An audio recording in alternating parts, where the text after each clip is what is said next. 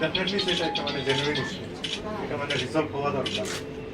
ঠিক আছে, আমাদের জায়গা বিক্রি করেছে আর এই টাকাগুলো টেক করা হয়েছে। আরামসে কথা বলি আর ডিসকাশন যা এক্স্যাক্টলি মানে বলবো যেভাবে কিছু লজিক আছে আপনাদের কথা, আপনাদের যে মানে থেকে সেভাবে সদুত্তর পায়নি। তারা বলেছিল কেন্দ্রীয় সরকারের সাথে কথা বলবেন, কিন্তু তারপরেও এখন পর্যন্ত আমাদের কোনো ধরনের মানে আপডেটেড হয় নাই। তো আজকে আমরা সবাই মিলিত হয়েছি। আমরা চাই যে আমাদের যে টাকাটা আমাদের কাছ থেকে যে বেনিফিশিয়ারি হিসেবে আমাদের 5 লাখ বা 7 লাখ করে নিয়েছে, আমরা চাই যে আমাদের সেই অর্থমূল্যে বা আমাদের যে ফ্ল্যাটগুলি অতি সত্ত্বর সরকার যাতে আমাদেরকে দেওয়া হয়। এর মধ্যে যারা অলরেডি পেইড করে দিয়েছে 4 বছর হয়ে গেছেন, ওনারা এখনও ঘর পাননি। এর মধ্যে অনেকে এখনও পেইড করেননি, তারা করবেন। কিন্তু যারা পেইড করেছেন আমরা চাইছি যারা পেইড করেছেন ঘরগুলি যারা কমপ্লিট হয়ে গেছে সেই ঘরগুলোর মধ্যে বিতরণ করে দেয়, আর যাদের এখনও হয়নি যারা নতুন করবেন বা নতুন হচ্ছে ওগুলো দেবেন। আমরা চাই সরকার যাতে এই বিষয়টা মানে যে মুখ্যমন্ত্রী যাতে এই বিষয়টা অতি সত্বর দেখেন। আমরা যারা গরিব বিভিন্ন অংশ থেকে বিভিন্ন গ্রামের জায়গা জমি বিক্রি করে নিজের মেয়ের বিয়ের টাকা মানে এখানে জমা দিয়ে ঘরের আশায় শহরে আসার জন্য চেষ্টা করেছেন, ছেলে মেয়েদের পড়াশোনা করাবেন, কিন্তু আজকে পর্যন্ত আমরা কোনোভাবেই মানে সেই বিষয়টা আমরা মানে সুফল পাচ্ছি না। আমরা চাই রাজ্য সরকার এটা অতি সত্বর দৃষ্টি দেবেন এবং সকলের মঙ্গলার্থে এটা একটা সুব্যবস্থা নেবেন। দপ্তর মানুষ আমাদের এই যে সারা রাজ্যব্যাপী হাজার মানুষের সাথে এইভাবে যে মানে ওই আপনাদের নিয়মটা আপনারাই লঙ্ঘন করতেছেন। আমার কাছে মনে হইতেছে যে আপনাদের লেখা পোস্টার, ওই পোস্টারে আমাদেরকে সতর্ক করা হইতেছে ফ্ল্যাট কেনার ক্ষেত্রে, আর সরকার যে আমাদের ফ্ল্যাট দেওয়ার ব্যবস্থা সেই ক্ষেত্রে সরকার ঠিকভাবে সিদ্ধান্ত নিতেছে না। তাহলে নিজের কাজের নিজের গাফিলতিতে প্রমাণিত হইতেছে। হচ্ছে না। ইভেন আমাদেরকে পেপারও দেখিয়েছে 24 ডিসেম্বরে কত তারিখ জানি মানে 2024-এ অ্যাপ্লিকেশন নাকি কোথায় দিয়েছে বলো সেন্ট্রালে, বলে ওইখান থেকে কোনো রেসপন্স পাচ্ছে না। আমরা তো আমরা কি করার, আমি যখনই দিল্লিতে যাই এটা নিয়ে কথা বলি, ডাইরেক্টর সাহেব আমাদেরকে বললো কথা বলি, কিন্তু ওরা কোনো রেসপন্স দিচ্ছে না, আমাদের কিছু আর করার নেই, ডাইরেক্ট বলে দিয়েছে আমাদেরকে।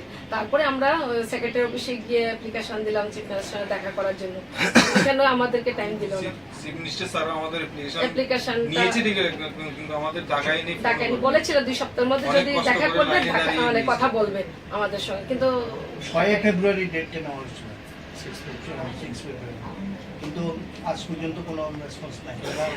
এখন একটা সলিউশনে আসতে পারি। প্রবলেম তো আছে, কিন্তু every problem has some solution, অবশ্যই, কিন্তু এটা আমাদের মানে কালেক্টিভলি করতে হবে। তো আমি যা জানা আছে আমার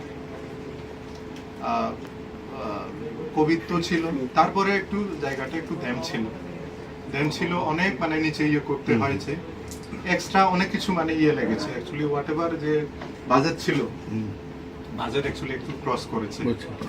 ক্রস করার পরে তো তারপরে আবার তো টাকার ব্যাপার এসছে, তো সেই ডেফিনেটলি একটা আর এই কনস্ট্রাকশন যে করছে এটা তো আমরা স্টেট গভর্নমেন্ট থেকে করছি না, এটা মানে কেন্দ্রীয় একটা মানে সংস্থা। তো সেইখানে এখন অ্যাকচুয়ালি কিছু মানে টাকার কিছু ইস্যু আছে, যেই যে আগে যে ছিল মানে একটু বাজেট বেড়েছে, কারণ ইভেন টাইম যদি সময় মানে পার হয়ে গেলে সব জিনিসের একটু মানে রেট বেড়ে যায় অবশ্যই। তো সেই কারণে এখন আমরা বিভিন্ন ইনিশিয়েটিভ নিয়েছি, এন্ড আমরা যে প্রবলেম যে এই প্রবলেমগুলো আমরা অলরেডি উপরে আমরা কমিউনিকেট করেছি। তো আমরা বিশ্বাস করি মানে উই বিলিভ দ্যাট এই প্রবলেম মানে সলভ হয়ে যাবে, আর কিছু যে টাকা যে এক্সট্রা যে লাগবে সেটা ডেফিনেটলি মানে ফুলফিল হবে সেটা, কিন্তু আপনাদের একটু কিছুদিন মানে আসলে আমরা লাইট হাউস প্রজেক্টে আমরা যে গোলচক্করে যে ঘরটা লাইট হাউস প্রজেক্টে যে ঘরটা যে ফ্ল্যাটগুলি হচ্ছে ওইখানের জন্য আমরা অ্যাপ্লাই করেছিলাম 2021 সালে। তখন আমরা আমাদের টাকা প্রথমে আমরা 5,000 টাকা করে দিই, তারপরে আমরা নির্দিষ্ট অ্যামাউন্ট যাদের ইনকামের সীমা ইয়ারলি ইনকামের সীমা 3 লাখ টাকার নিচে তাদের জন্য 5 লাখ টাকা, আর যাদের ইনকামের সীমা 6 লাখ টাকার মধ্যে ইয়ারলি তাদের 7 লাখ টাকা আমরা এইভাবে আমরা টাকাগুলি দিই। ওই যে 2021 সালে আমরা জমা দিই। কিন্তু দুর্ভাগ্যবশত আজকে 2021 থেকে আজ 2025 চলছে, 4টা বছর চলে গেল, আমাদের ঘর এখন আমরা পাইনি বা পাবো কোন দিন তার কোনো নির্দিষ্ট ডেট এখনো পর্যন্ত আমরা পাইনি। আমরা অফিসারের সঙ্গে এখন যোগাযোগ করেছি, ওনারাও এর আগেও আমরা 6 ফেব্রুয়ারি অফিসারের সঙ্গে যোগাযোগ করেছিলাম। ওনারা কোনো নির্দিষ্ট কোনো জবাব দিতে পারছে না কোন দিন ঘর হবে কোন দিন ঘর হবে না। তারপর মাঝখানে আমরা 6 ফেব্রুয়ারি মুখ্যমন্ত্রীর কাছে আমরা পারমিশন চেয়েছিলাম কথা বলার জন্য, মুখ্যমন্ত্রী আমাদেরকে কোনো পারমিশন দেয়নি এখনো পর্যন্ত। 6 ফেব্রুয়ারি আমরা চেয়েছিলাম কিন্তু এখনো পর্যন্ত কোনো পারমিশন দেয়নি। এখন আমার প্রশ্ন হলো আমরা কোন জায়গায় যাই?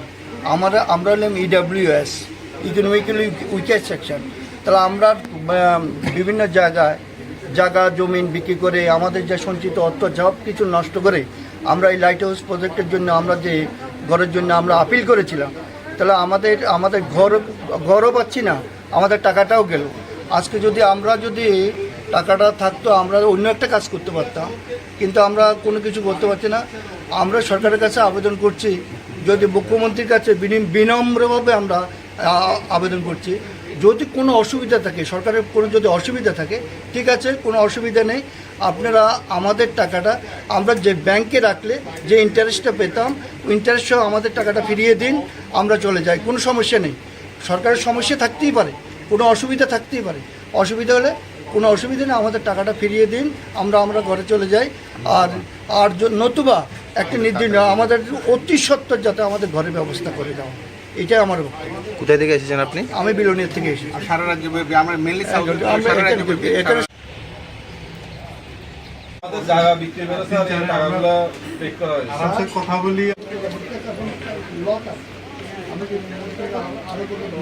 এই প্রজেক্ট অনুসারে আমরা ত্রিপুরা সরকার এটাতে 1000 ফ্ল্যাট নির্মাণ করতে যাইতেছে।